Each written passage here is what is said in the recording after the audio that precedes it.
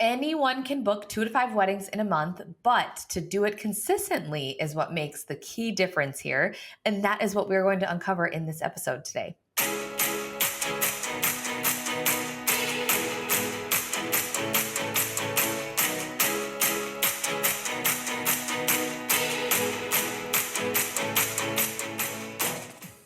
Hello, sunshine, and welcome back to the Gold Biz Podcast with me, your host, Rachel Traxler. What does this look like to bring people into your world and gain visibility and build that community on a consistent basis? This requires you to systemize your lead generation so that you are bringing in new inquiries on a consistent occurrence. A lot of people say that they don't like feeling salesy or have a fear of coming across too salesy, which I can 100% relate to because I would never personally want to come across that way either in what I'm doing. And I just want to always be serving. And it's just not my heart to always be selling. I want to serve people. But the good news for you with that is that all you have to do is just stay true to your heart and your why and just true to yourself, your personality, your brand, your copy, all of those things, because that's going to translate way more than feeling salesy. So that's the good, simple news is that all you have to do is be yourself. But on the flip side, sales is a contact sport, which means that it requires you creating connection and generating conversations. You need to go out and be the one that's taking action for yourself because those opportunities do not just always fall into your lap. Now, does this mean that your intentions are always to be selling? No, of course not. Please no, please do not do that. The beauty in what we do is that we truly are, as photographers, giving people the gift of time through photos, through our experiences, through our services, that we're providing them a true experience. However that may look for you and your brand, we are truly providing that for people.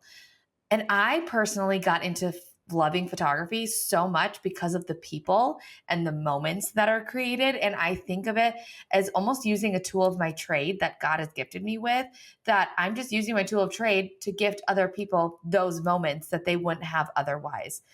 So if you can just really strip that down and really reflect on the why of what you're doing and it being true to you and yourself and creating that, like my heart has always been to serve people and to make them happy the best that I could. And once I got confident in that and the peace with knowing that that's where my heart is at and that's where my intentions will always come from, the term itself of selling or being salesy was not intimidating to me at all, because I truly believe with my photography services, with my coaching services, I wholeheartedly believe that it is a gift and that I'm serving people. And that all, which ties into the point of this whole episode of being connection-driven lead generation. How can you connect with people in a way that's so aligned to you and your brand, in a way that is going to naturally just drive higher lead generation? So let's get into some examples of what that could be and what that would look like. But before we dive into examples, I would love so much if you left a review on the Gold Biz podcast of what you think about it, or screenshot it and share it to your stories and tell me which episodes you're loving the most so that I can share the love in return. I just love connecting with you and hearing what you have to say about it. But here we go. Let's dive into some examples. Number one is just to grow your network. Like naturally, networking and connection go hand in hand. The more you know people, the more connections will come into play. And I always say there is no such thing as over networking. And rarely do bad things come from networking and over networking. The more networking you do, the more connections you have. The more connections you have, the higher chance of a higher workload being sent your way. The more workload you have, the more income coming in, and the more income coming in allows you to outsource or scale your business at that point. And the more scaling you can do, the less time you spend working, and the less time you spend working, you can drive back into serving more. Like whatever direction you want to take it, it can go down and it can grow however you want it to look. But bottom line, networking is a great connection-driven lead generation strategy that shouldn't be looked over. You should really be utilizing it. A lot of us get really comfy in the area that we're in, thinking that everyone knows where we're based and what we do, and they know how to find us, they know how to get in contact with us, when the truth is they don't. They really don't. A lot of people don't know what you have to offer and how you offer it unless you are talking about it frequently and consistently, because new people are coming into your world at all times and you never know at any given moment where they're coming in. So you need to have that buyer's journey set up and in a place to funnel those people in and funnel those new friends and leads down your funnel so they can get into your world. And what happens is when you're top of mind for people, when conversations get brought up, you get brought up. And I always use the example of think about if you are in a new town or you just are looking for a restaurant, a new restaurant to go to. And if you ask your social media and you pull on your stories of, hey, I'm in this location, where should I go to eat tonight? If you get 10 responses and 7 out of 10 of those is one specific restaurant, what are you going to do? You are hands down probably just going to go to that restaurant because most people suggested it. And that same exact mentality comes to your services and your business. You want to be top of mind for people so that people are referring you and they're talking about you, no matter what that is and what you do. So keep in mind that there's no such thing as over networking because you want to be top of mind for what you do. And the next little example is just growing your email list. You guys know me, I'm a huge believer of growing your email list. And I think it can really help you stay connected with new, current, and past clients. And again, the whole goal of being and having an email list is just to stay top of mind for people. Even if that is sending an email once a month, heck, once a week. Once a week would be super ideal. That just lets people know, hey, you are still here. You are still relevant. This is what I do for my services. Yeah, I might have told you 3 times what my services are this month, but guess what? You know my services because I'm telling you, I'm reiterating, and I'm staying top of mind. That is really the whole goal of having an email list. And then that way, they can be your first go-to when you start to offer new services too, with having an email list.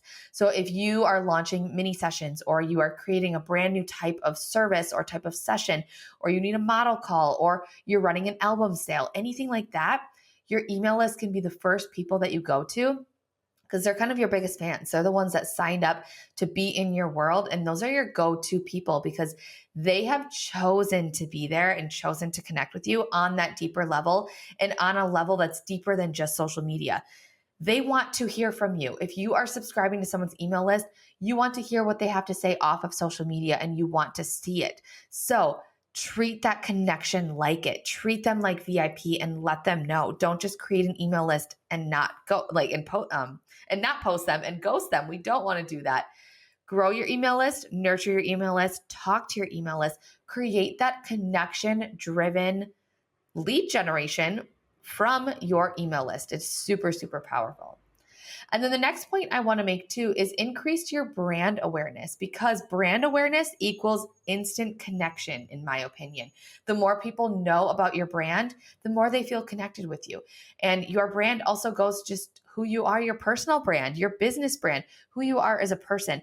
People are instantly going to connect with you in all aspects of your life if you are just showcasing that through, again, your brand, how you show up on social media, your brand voice, your messaging, your copy, all of that.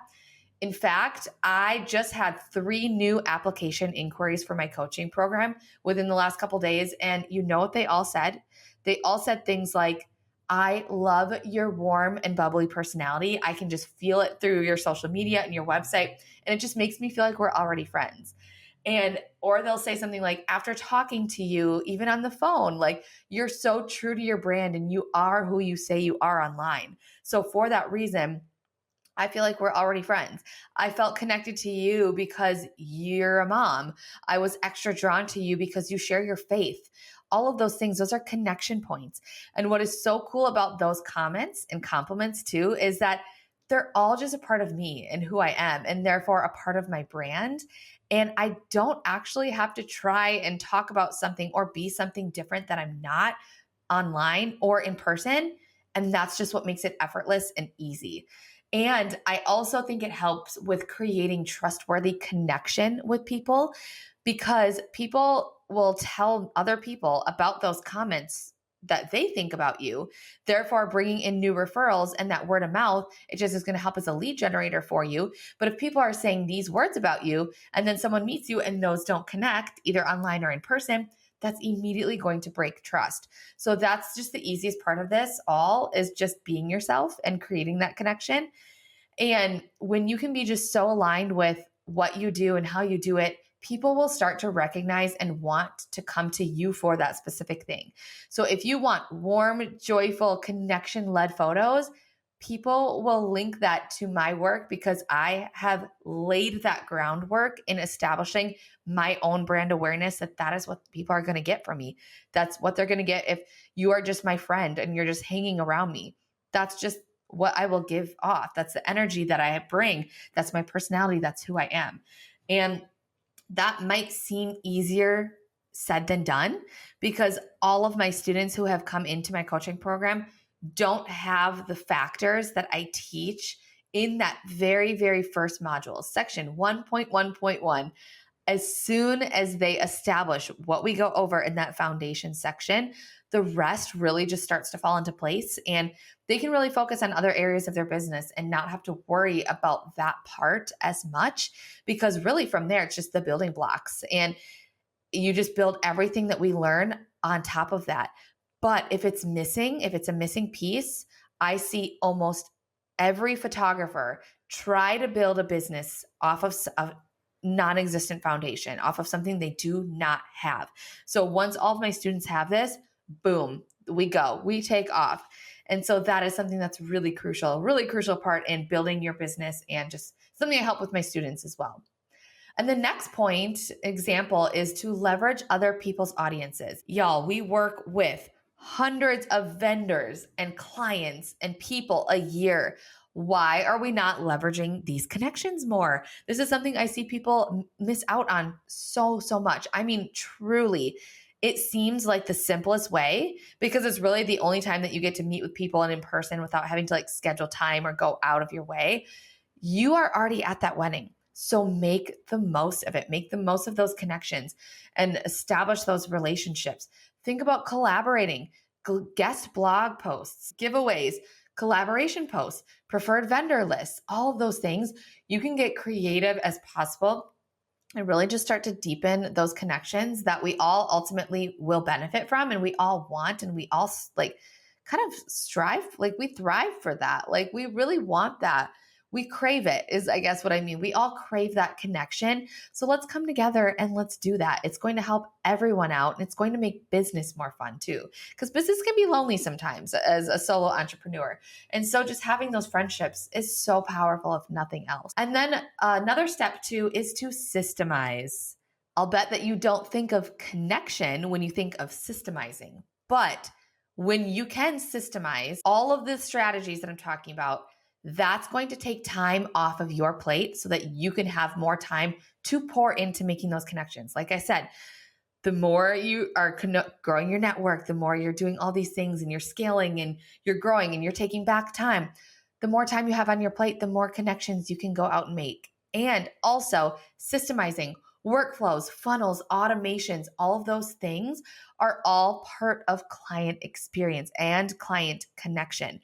And that is what it's all about. Client experience is all about connection. So when you can have that elevated client experience and connection that you're making, you'll be able to foster that deeper connection with everyone around you. You work with your couples, past couples, clients, vendors, all of those things, any guests that you meet at weddings. All of these things are going to lead to more lead generation, which is exactly what the focus of this topic is today. So some steps to make sure that you actually take action, because you guys know I love the strategy, but I also want to make sure you implement and take some action too. So number one is decide the lead generation tasks that you are committing to. Which ones are resonating with you and that you say, yes, I'm going to do, whether they are one of the ones I talked about today or another one. And I actually have a freebie on this of 10 free lead generation strategies for you to try that are not social media. So if you want that freebie, go to racheltraxler.com/lead-generation-freebie, or I'll link it in the show notes too. And that's just going to give you some other lead generation strategies that you can pick. Whatever it is, Just decide which one you are committing to and commit to it. Do not feel like you need to add every single one to your plate, because that's just going to immediately set you up for failure. Thinking that you're not doing enough, it's going to lead you to burnout. Truly, please narrow it down. Pick one or two. Try for a while. Then once you get comfortable with that and have a solid system and can systemize things and have a solid funnel for that, then you can start adding one by one. Turn those tasks into a system. Think like regular implementation of tasks, either you or your VA. Come up with some SOPs and have a clear plan for how to follow through and implement that consistently, because the chances of them working will be lower if you feel like you failed. You want to feel confident in it. So again, pick 1 to 2, systemize it, create a funnel.